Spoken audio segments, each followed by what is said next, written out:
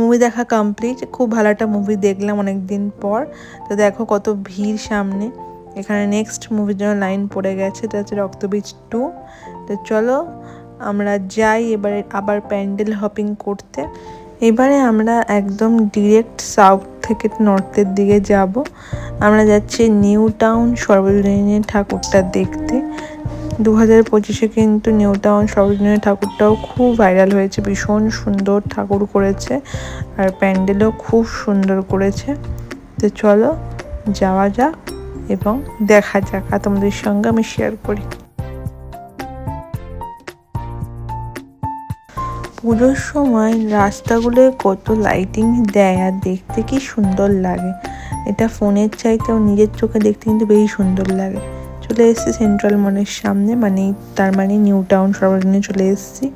এবার আমরা হাঁটছি আর ভিড়টা দেখো, জাস্ট কতটা ভিড় হয়েছে। অনেকক্ষণের ব্যাপার বুঝতেই পেরেছি। তো সেই হচ্ছে প্যান্ডেল। অনেকক্ষণ বাদে আমরা প্যান্ডেলের দর্শনটা পেলাম জাস্ট। এবার দেখা যাক কখন ঢুকতে পারি। বাঁশ দিয়ে খুব সুন্দর সজারুর কাঁটার মতো একটা ব্যাপার করেছে। এই পুরো মণ্ডপটায় একটু ফ্লাওয়ার মানে ফুলের মতো করে সাজানো হয়েছে।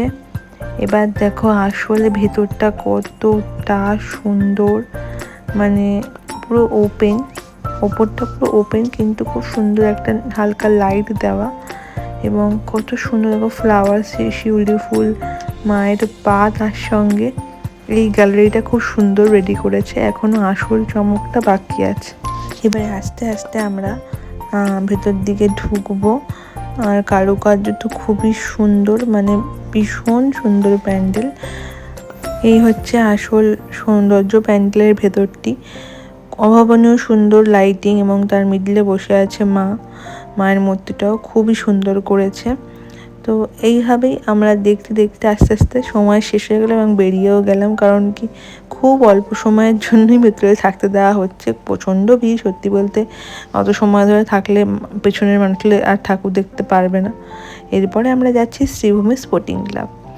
তো আরেকটা খুবই জনবহুল পুজো মণ্ডপ দেখতে চলেছি আমরা। জানি না কতক্ষণ সময় লাগতে পারে, দেখা যাক আমরা আলটিমেটলি কতক্ষণ বাদে দেখতে পাই। লেক টাউন চলে এলাম, স্কুটি পার্ক করে দিলাম অ্যান্ড দেন চলো। এবার দেখো এখানে কতটা লাইন। এবার এই লাইনটা শুরু হয় কিন্তু অনেকটা দূর থেকে, তারপরে আস্তে আস্তে আস্তে আস্তে আমাদের